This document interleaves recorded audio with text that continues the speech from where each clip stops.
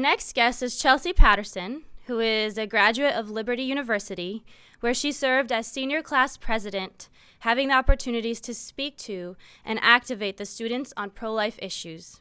She speaks and writes on topics close to her heart: sanctity of life, adoption, and her faith in Christ. You can find her writings at her column on Patheos, the Gospel Coalition, the Ethics and Religious Liberties Commission, and others. She lives and works in Washington, D.C., where she spends her time volunteering at the local pregnancy center and actively engaging in her church, Capitol Hill Baptist. Please help me welcome Chelsea Patterson.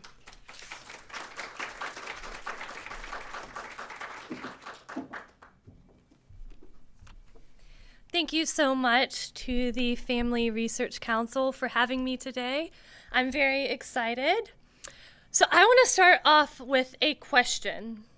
Why are you pro-life? Might seem like a very silly question to ask at a pro-life conference, or it might seem like a very intelligent question to ask at a pro-life conference. So why are you pro-life? Wouldn't it be easier if you were not?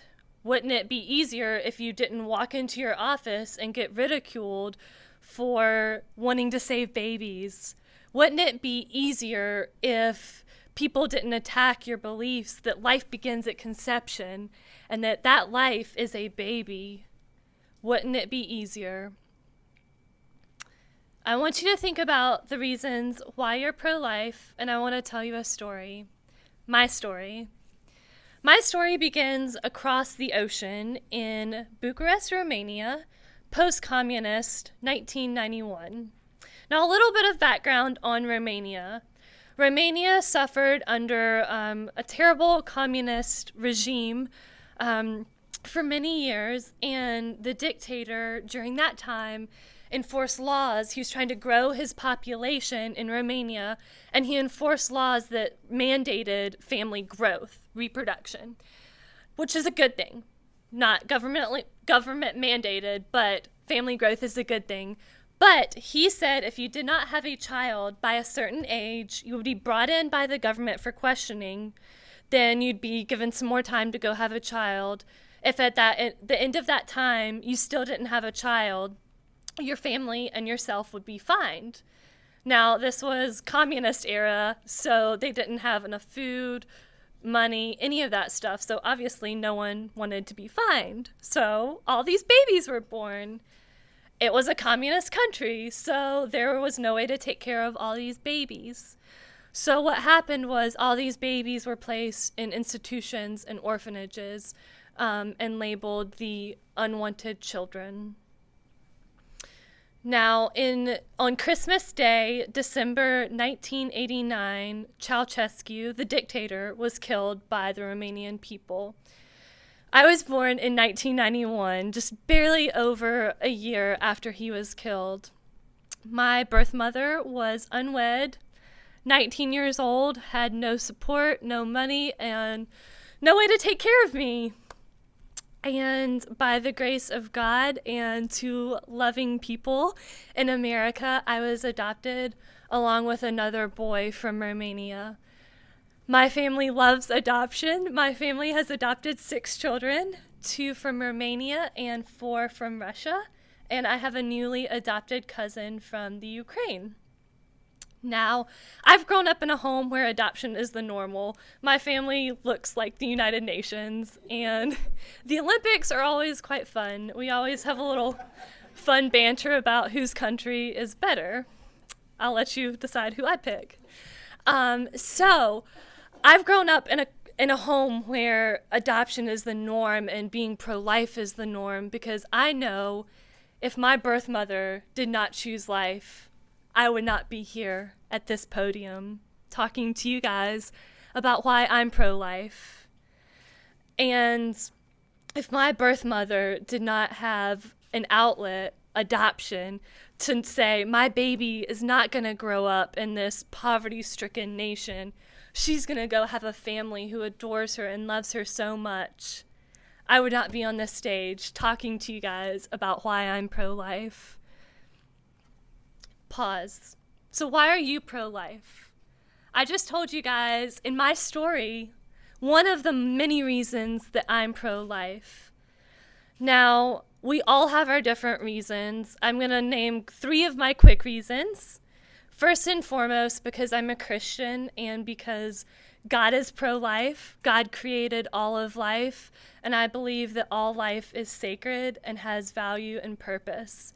As a Christian, I strive to follow everything that God cares about and the things on his heart. So first and foremost, I am pro-life because I'm a Christian. Secondly, I'm pro-life because it saved my life. I am pro-life because my birth mother chose life and my adoptive parents chose to adopt me. Thirdly, I am pro-life because I believe it's the right thing to do. Aside from my Christian faith and the fact that it saved my life, I believe it's the right thing to do. I believe that all people should have the right to live. So those are 3 quick reasons why I'm pro-life. Now, each one of us has different reasons why we are pro-life. It might be your faith in Jesus Christ. It might be your own personal experiences with abortion, with adoption, or anything in between. But my charge to you guys is to use the reasons you are pro-life to win others to be pro-life. We can spout facts all day long, and those facts are wonderful. We have facts on our side and truth on our side. For instance, did you know that in New York City, more black babies are aborted every single day than are born alive? That's a fact. Now, take that fact one step further. Find the mother, the father, the brother, the sister, the grandma who's missing their son, their daughter, their grandbaby because of that black baby being aborted. There's your story. You have the fact, couple it with a story, and you have won. Because people can argue with facts all day long, but they can't argue with the fact that my life has God-given purpose, and my life would not be here if a 19-year-old girl 24 years ago did not choose life for me. So I encourage you guys to go out, to use your voice, to use your hands, to write a blog, to write a letter to the editor, whatnot, to use what you personally, uniquely have to win others to the pro-life cause. No one else has your story. No one else has my story. We're all very unique, and that's the beauty of it. We get to be unique because God created us unique, and we get to share our unique stories of why we are pro-life. We're at a pro-life conference, and we get to talk about it, and it's wonderful and so great. But when we walk out these doors, we're going to go back into the real world. We're going to walk back onto Capitol Hill, where we still have laws that we need to change, where 42 years ago at the Supreme Court, a decision was made that I don't like, and I'm trying to change that. But above and beyond the ridicule and the hate that we do get for being pro-life, I encourage you guys to go out with a quote of one of my favorites, William Wilberforce. He says, "If to be feelingly alive to the sufferings of my fellow creatures is to be a fanatic, I am one of the most incurable fanatics ever permitted to be at large." Thank you.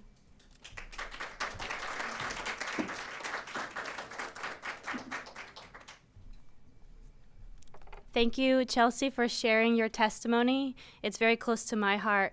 And I think we are, as pro-lifers, are about life not only before birth, but after birth. And so we must be the ones to support adoption, and whether it's supporting families who have chosen adoption and helping them out, or if we have room in your own heart and home to adopt, we encourage this because this is part of being pro-life. And also, to Chelsea's point about the fact that there are so many people suffering after an abortion, it's not just the mother and the father, it is the grandparents, it is the larger community. And so to reach out to those people, because being pro-life is also to be there for them in their time of healing. We're going to go back on the mall, try this again, see if we have this down. I don't make any promises, but let's go back to Josh.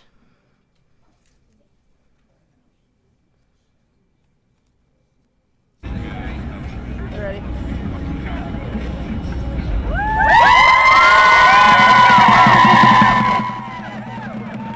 Well, you can tell now that there's a lot more people here, and I can see groups coming from all over the place, but I want to talk to some of these great people here. Where are you guys from?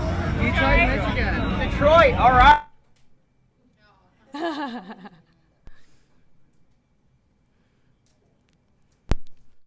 For one thing, that we definitely had a warm reception here today, and I think the Lord is definitely shining down on us as the clouds are kind of breaking back. You know, we talked about the weather a lot today because the fact that this is probably the warmest March for Life I've ever seen. But it's encouraging, too, to see the warm spirit and the energy that's out here as we're talking about this. You've got an interesting sign here. Tell us about that. I was conceived in rain, almost a couple back, and my friend here, Mary, was also conceived in rain. Yeah, my mother has schizophrenia and she was very cut away from work, and this is a big issue in the pro-life movement. What do we do in cases of rape? And so we share our story and say that our life matters, all they need to be protected. Well, that is great. Well, you know, and we're talking to a lot of pro-life bloggers and the work that they're doing out there, voicing their opinions. What would you say to them as you're thinking of these young women who are out there who are making hard choices?